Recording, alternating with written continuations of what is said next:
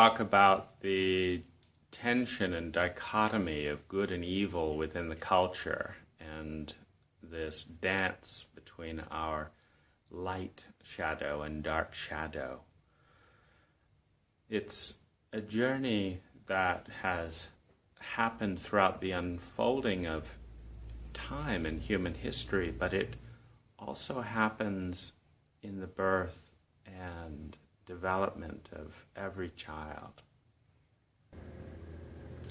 As a baby is born, it has and comes in with that incredible luminosity, that knowing, that goodness, that kindness, that impulse to restore connection, to restore the love between the source, between the complexity of the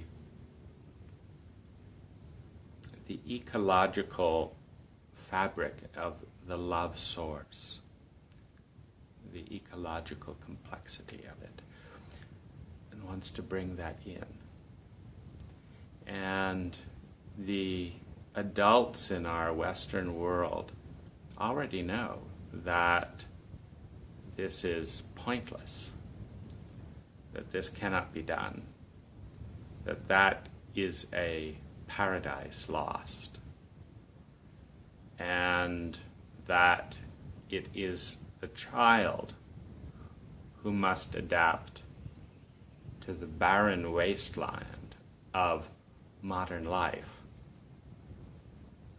rather than the community and the adult that must reawaken and reconnect with the gift, with the opportunity, with the truth of that connection that is both there and lost simultaneously. It's a little bit like the eyes. If you can imagine a series of phenomena that close the eyes to the love, to the presence, to the connection of Source, it's still there. But we don't see it. And the reason we don't see it is a trauma that happens generation after generation, child and family after child and family. And it is the blinding through dishonor, disrespect, shock, pain, and a refocusing from that world of connection into our modern world. And the rules of this game are so strong, are so consistently upheld by the entire community, not even the occasional shaman in our culture, that the child's reality that they know, which is stonewalled, it's blanketed, it's ignored in 1,000 different ways, is subverted to this new reality.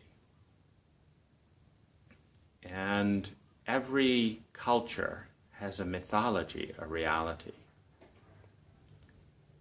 And so it's subverted into the reality in which that unconditional love doesn't exist, but there's a new substitute love that does exist.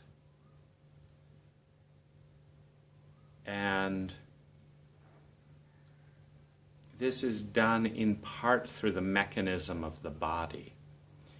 and the reality that every human being can be regressed into an animal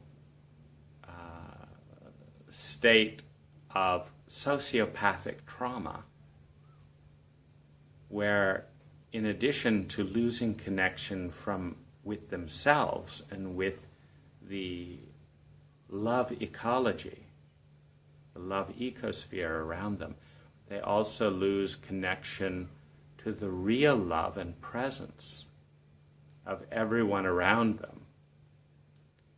And the shock, the pain, the betrayal, the lies, the intensity of stimulation that brings a child down into this region creates the conscious illusion that it is only the body.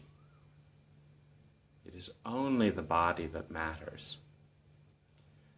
And as the mental mind develops,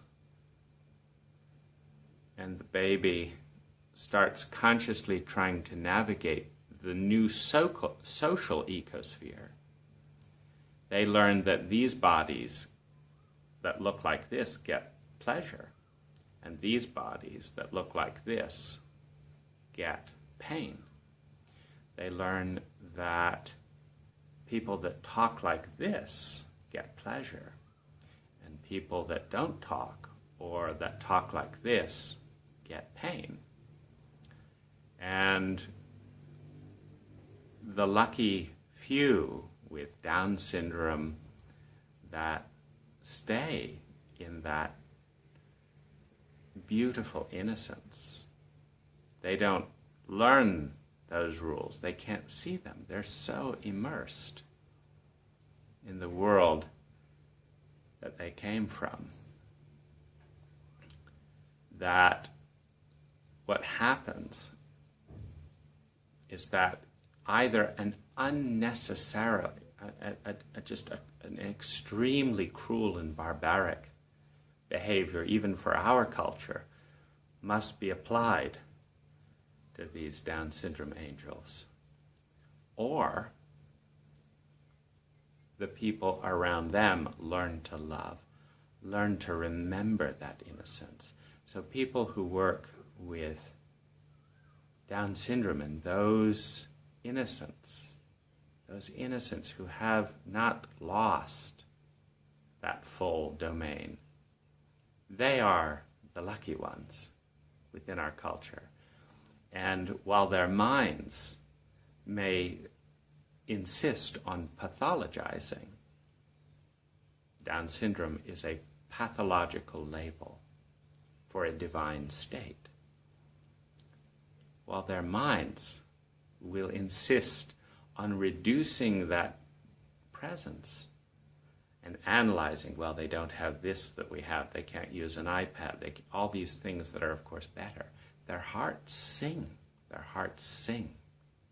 in the presence of one who cannot fully be enticed to give up the treasures of that world for the breadcrumbs of this world. And they're allowed for as long as they can be pathologized. But the infant learns the rules of how to get this second-class love. And the first-class love, of course, is presence and celebration and feeling the connection and belonging that is much deeper than the body, than the thoughts, than the culture. Second-class love references the cultural program. Second-class love says, well, using the cultural metrics, you do look more beautiful than most other people that are available. You know how to talk in the pattern that we have outlined for you. You know how to be cute, and cute is good in our culture. So, I guess I love you. I don't know, because all I'm doing is coming up with a definition of love based on the culture. Then I'm comparing various people to that definition, and I'm saying, well, you match up pretty well. I don't know what love is, because that was taken from me at birth. But as far as I can tell, you will do. And as long as you will behave and act in these ways, I will do what I'm supposed to do to be loving, which I will again compare myself to this mental dogma of the culture. And when cultures, in their innocence of arrogance, in the beautiful arrogance of self-centeredness, say that we, amongst the 10,000 languages, the 10,000 cultures that have existed, we know best. We are the right culture. We are the only culture. We're definitely the best culture. And therefore, everything should conform to us. And if it does, if you have in America the Mercedes, the entrepreneurial job, the busy schedule with important, fashionable people, the gadgets and the money and the trappings and whatever is trending that time, then we are not only the who's who of who's who, but we are better than all of the ancestry. We are better than, and we're better than God, and we're better than any archaic notions of goddess. We have it all figured out. And this is, of course, the wonderful and also the most entrapping moment of all. When we think we know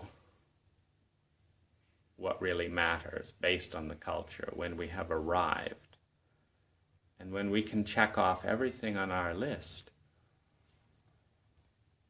and yet, while we don't know why we don't understand, there is a gnawing undercurrent, perhaps of addiction, perhaps of compulsiveness, perhaps of shame, perhaps of numbness, perhaps of emptiness. And the question is this really all that there is?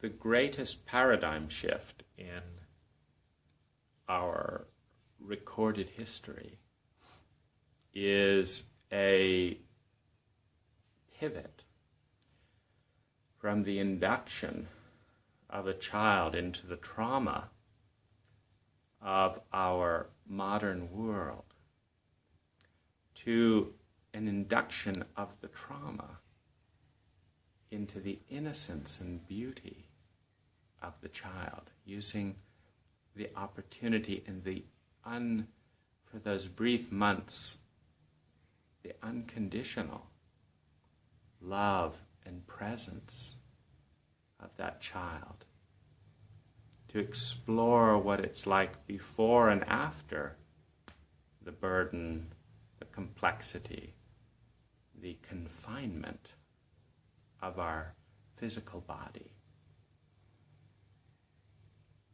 And our doorway with one another in our modern life into that direction is through the innocence of our own inner child.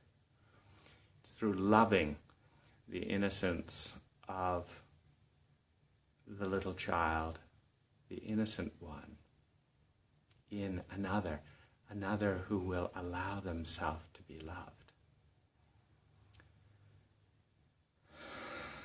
This is our only doorway back to home. When we can reconnect with the innocence and joy of that part of us that is still connected with the fabric and complexity of the love ecosphere. And we start to honor that part, the part that wants to give, the part that cares, the part that has it all.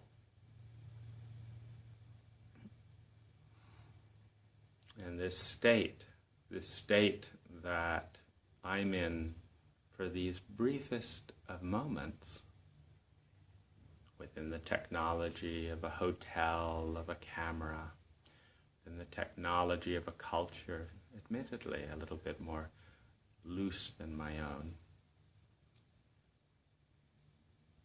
and within the innocence of just for an hour or two, blessing, welcoming, celebrating, enjoying, giving my full and complete attention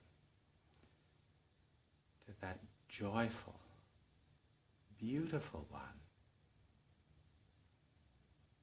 in another, and watching that grow and come into the body, watching the birth again, watching that part come back into her body from its years of banishment just through the breath, without substance, without psychedelics, without sugar, without sex, just the holding, the loving, the presence, the breath. It's enough to take us back there, because heaven is not a place in the sky. Heaven is the moments in which we are connected to this divine innocence, in which we have no fear, we have no greed, we have no envy, we covet nothing, no manipulation, no competition, just the simple joy of the opportunity to be our true self. And heaven is an environment in which it is safe to do that with honor, and which consequently we do, and share that. It's just so beautiful.